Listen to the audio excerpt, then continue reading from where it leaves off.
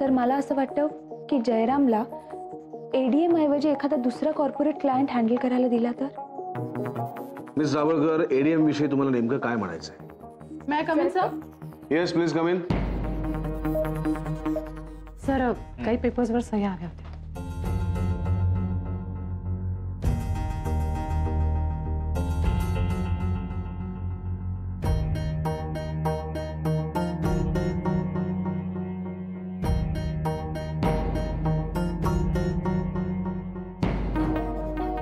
Miss Jawalkar, तुम्ही जयराम विषयी काहीतरी सांगत होतात.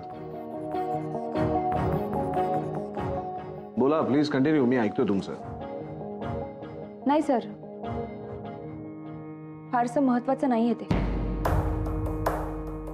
अहो आता विषय काढलात ना तुम्ही, मग मला पूर्णपणे सांगा काय म्हणणं होतं तुमचं नक्की.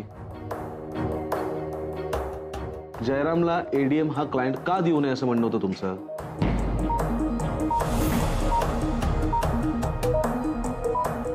बोला ना.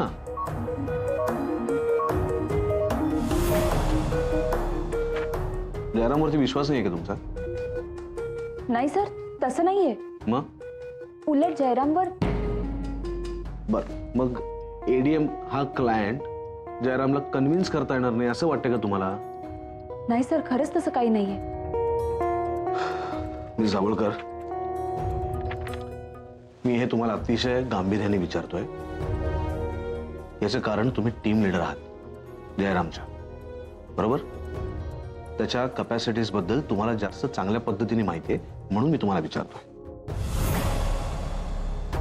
त्याला हे जमणार नाही असं वाटतंय का? नाही. मिस जावळकर, एडीएम हा आपला अत्यंत महत्वाचा इम्पॉर्टंट क्लायंट आहे. हा क्लायंट काहीही झाला तरी सुद्धा आपल्याकडे तो आलाच पाहिजे. आणि सगळ्यात महत्वाचं म्हणजे मिस्टर खानोलकर यांनी मला तसा शब्द दिलाय. त्यांनी मला काय सांगितलं तुम्ही ऐकलं? एक तर ते क्लायंट परत आणतील, नाहीतर स्वतःचा राजीनामा देतील. बरोबर ना? तुमच्या समोरच हा शब्द त्यांनी मला दिलाय. त्यामुळे मला असं वाटतं की आता एडीएम विषयी मिस्टर जयराम खानोलकर यांनी स्वतः ठरवायचं आहे की त्यांना त्या क्लायंटला आणायचं आहे का त्यांचा राजीनामा द्यायचा आहे. Am I clear?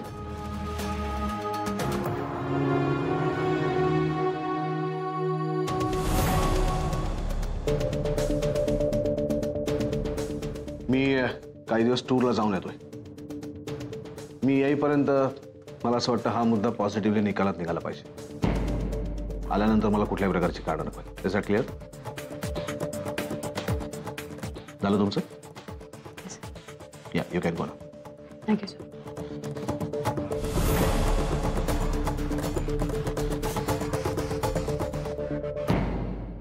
तिथे काय बोलता आलं नसतं म्हणून मी तुला बाजूला घेतलं आणि विचारतोय. मला सांग काय झालं, कधी भेटणार क्लायंटला? कसलं काय काका, बहुतेक नाहीच भेटू शकणार मी. का, काय झालं? आधी तिने मला अजून डिटेल्सच दिल्या नाहीयेत त्या क्लायंटच्या. काय? हो. बरं, मी कुठून माहिती काढायला गेलो, म्हणजे नेटवरनं डिटेल्स काढायला गेलो तरी प्रॉब्लेम आहे. लगेच इतर लोकांना संधीच मिळणार ना आधी तिला बोलण्याची. ती रजनी तर कारणच शोधत असेल आधी तिने डिटेल्स का दिले नाहीयेत हे शोधून काढण्याची. आधी ती आत्ता अशी का वागते ना काही कळत नाहीये मला. खरं हा प्रश्न मला पण पडलाय. आणि मला काका त्या एडीएमच्या मॅनेजरचं किंवा डिरेक्टरचं नाव जरी कळलं असतं ना तरी मी माहिती काढू शकलो असतो. अरे त्याचं नावात काय? अरे नाव त्याचं हे आहे रे, माझ्या तोंडावर नाव आहे रे. काका राहू द्या, कालपासून ऐकतोय मी तुमचं. हे जे तोंडावर आहे ना नाव ते ओठांवर कधी येणार आहे तेच कळत नाही. शांत राहा, तू शांत राहा. मी एक काम करतो, मी आधी त्याला स्वतःहून विचारतो की तू असं त्याच्याशी का वागतेस म्हणून. नाही नाही नको, उगाच तिला त्रास व्हायचा. म्हणजे तुम्ही बोलताय म्हणून बाकीच्यांनाही बोलायची संधी मिळणार नाही. नको, कामाच्या गडबडीत असेल, बिझी असेल म्हणून मे बी. अरे शक्य आहे, मी तिला त्रास होणार नाही याची काळजी घेईन, एवढं कळतं रे मला. मी तिला बाजूला घेऊन जाईन आणि विचारेन, मग तू झालं, तू काय काळजी करू नको.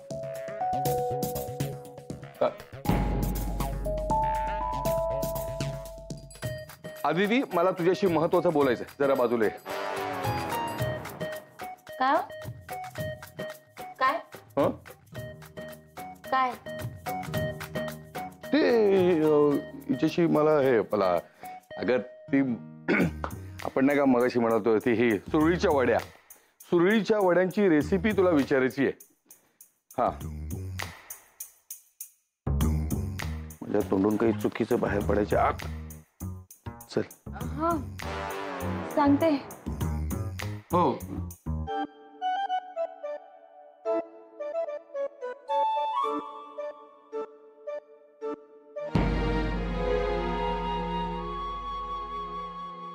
काका काय बोलायचंय?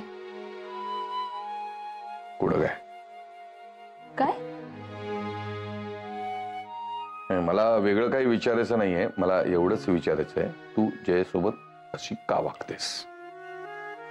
म्हणजे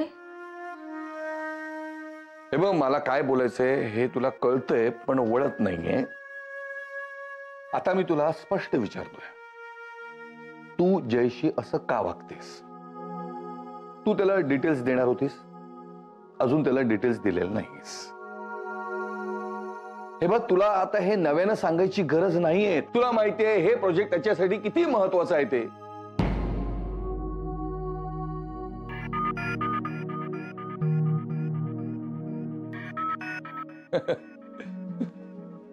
आता प्रत्येकाला चांगली प्रोजेक्ट्स येतात ना, तेव्हा सगळ्यांचं चांगलं होणार आहे. आता तू त्याची बॉस आहे म्हटल्यानंतर तुला नव्याने सांगायची काय गरज नाही का? तांगडे, कोणाबद्दल बोलताय? हा, जय सरांबद्दल ना? अहो, सरांनी त्यांना नवीन जबाबदारी दिली आहे, त्याच्याबद्दल बोलताय ना? होईल सगळं व्यवस्थित. किती चांगला माणूस आहे, देव सगळं नीट करणार. बरं, चालू दे तुमचं. मी नवरे साहेबांसाठी कॉपी न्यायला आलो होतो. हा,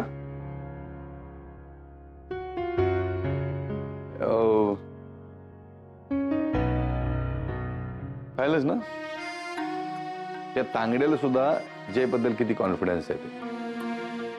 आता सगळं काही नीट होणार आहे.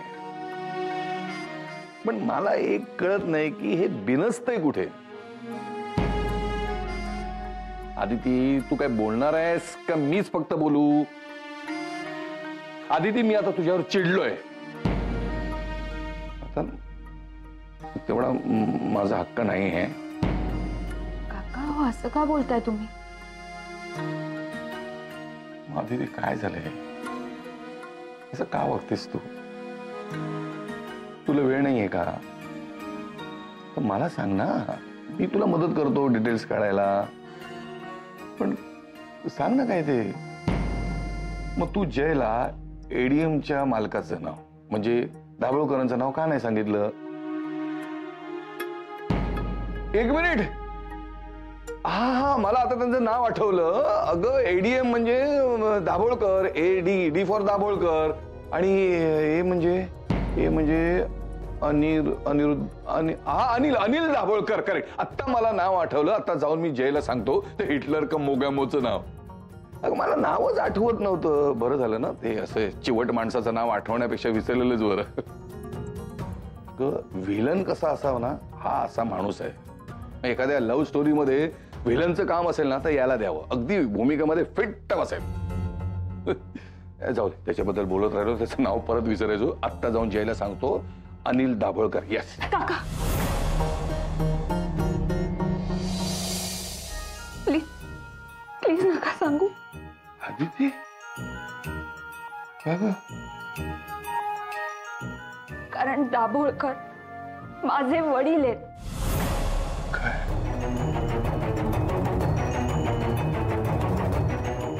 अनिल दाभोळकर माझे पप्पा आहेत. ADM, Aditi Dabholkar multinational.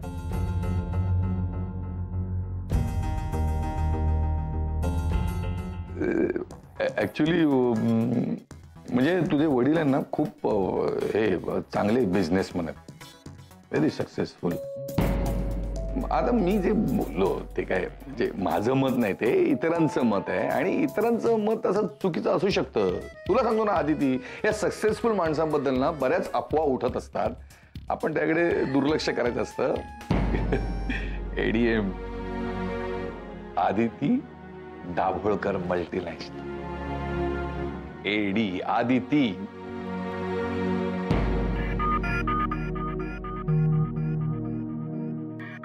मस्त आहे ना, पण ती रेसिपी मस्त आहे त्याची. काय ग ती ह्याची सुरळीच्या वड्यांची, मस्त आहे. सोपं आहे आणि ते सुरळीच्या वड्या अशा. तू इथे काय करते? मी पाणी घ्यायला आले. मग घे ना पाणी, हे 2 बाटले घे जा. आणि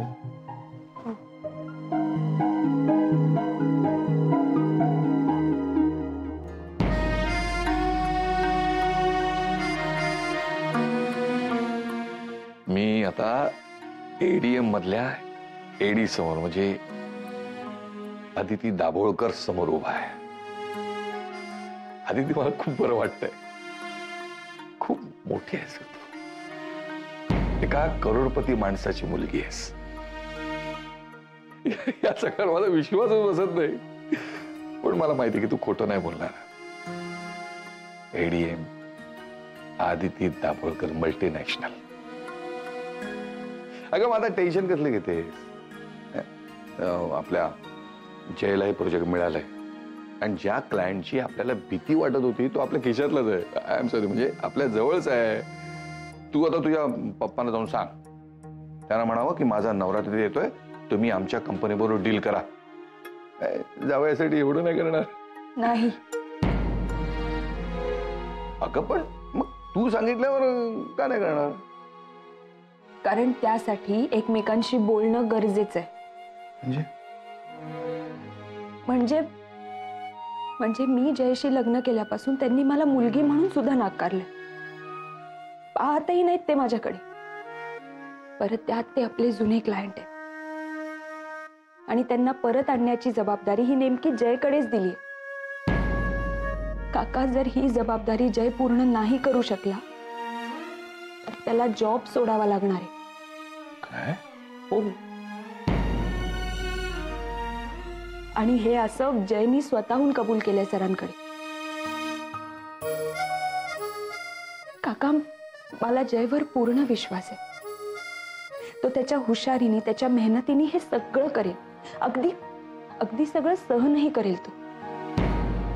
पण मी माझ्या पप्पांना खूप चांगलं ओळखते. इतक्या सहजासहजी ते जयला जिंकू नाही देणार.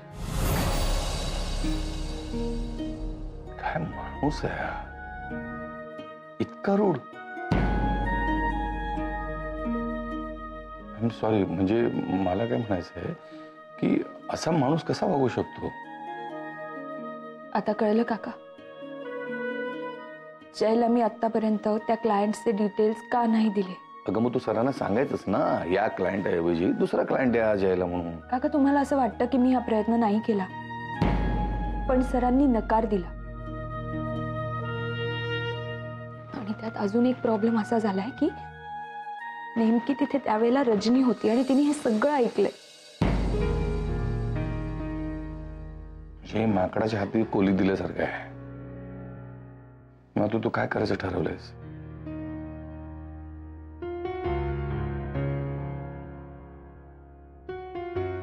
जयला सगळं खरं सांगायचं. लपून काही उपयोग नाही त्याच्यापासून. हो हो, रजनी काही जयला सांगण्यापूर्वी तू जयशी बोल आणि लवकर जा. आणि वेळ निघून गेली ना तर खूप प्रॉब्लेम होईल.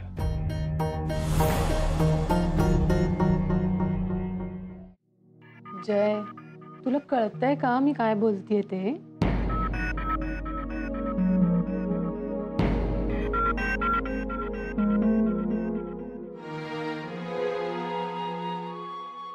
रजनीने सगळं सांगितलं की काय?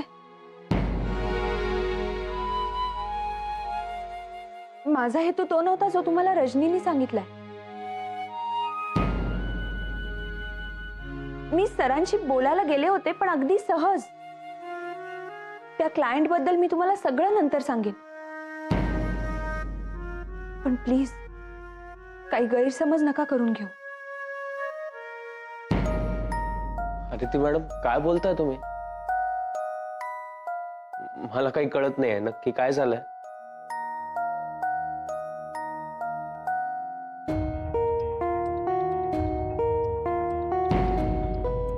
तिला काय म्हणतात माहितीये ना, चोचा मोचा, अर्थात चोराच्या मनात चांदण. मी जयला सांगत होते की जय, ही तुला मिळालेली खूप मोठी संधी आहे आणि तुला या संधीचा फायदा करून घेतलाच पाहिजे. जय, तुला कळतंय का मी काय म्हणतेय ते? असं. आता तू सांग, तू काय बोलत होतीस? सांग.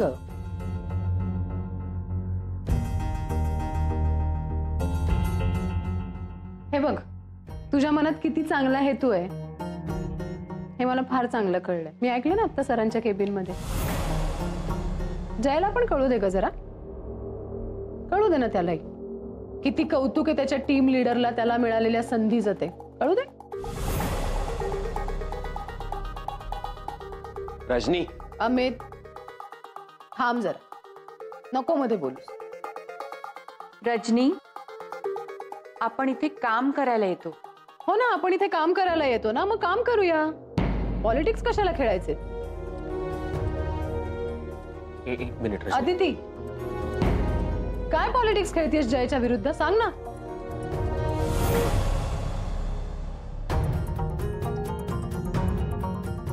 रजनी, का बोलतेस अशी आदिती मॅडमशी? कसलं पॉलिटिक्स? काय चाललंय? आणि त्या कशाला कोणाशी पॉलिटिक्स खेळतील?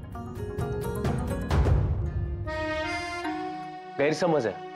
कळेल ना, कळेल जय तुला. कोणाचा कोणाबद्दल गैरसमज आहे ते कळेल. आदिती, बोल ना पटकन. आता तू सांगतेस की मी सांगू?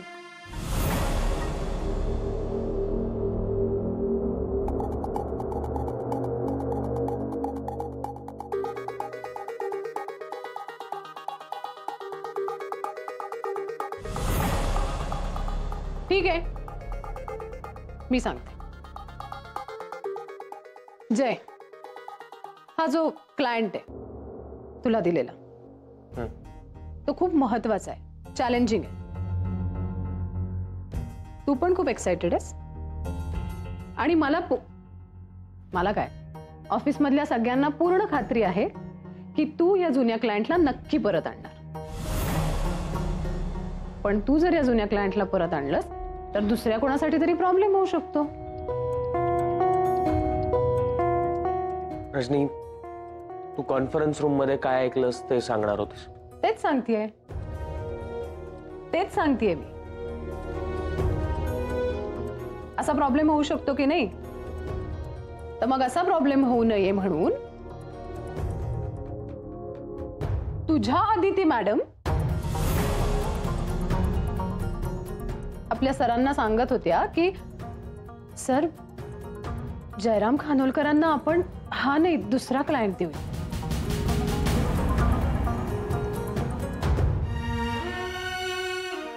नाही, आदिती मॅडम असं काही सांगणार नाही.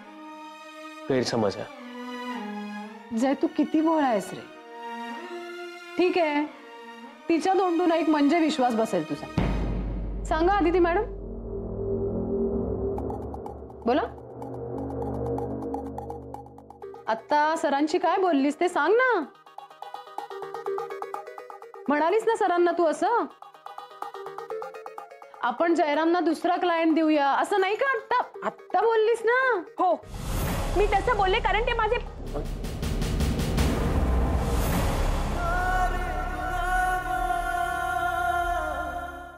म्हणालीस ना सरांना तू असं, आपण जयरामना दुसरा क्लायंट देऊया, असं नाही का? आत्ता बोललीस ना. हो, मी तसं बोलले कारण ते माझे.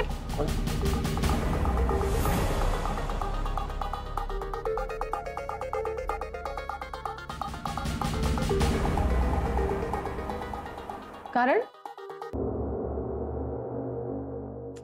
थांबलीस का?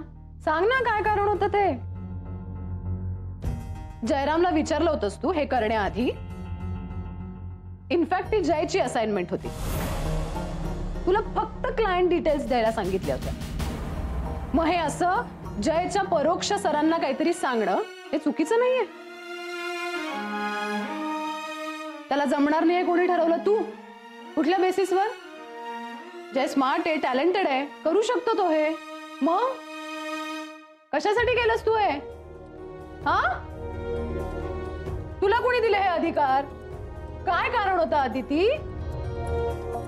ए रजनी, हे बघ, जय तुला अजूनही असं वाटतंय की तुझी ही बॉस तुझ्या विरुद्ध पॉलिटिक्स खेळत नाहीये म्हणून? रजनी, मला वाटतं तू यामध्ये काही लक्ष घालू नकोस. मी आणि आदिती मॅडम काय ते बघून घ्या. अरे तू पुढे जाऊ नये म्हणून चाललंय जय हे सगळं. इन्सिक्युअर फील करतेय ती, तुला कळत नाही का रे? रजनी, तसं काही नाहीये. तुम्हाला माहिती आहे काका? हं? सगळ्यांना तिचा पुळका. अरे पण आता ती काहीच बोलत नाहीये, त्याच्यावरनं तरी कळतंय ना खरं काय आहे, कोण आहे ते.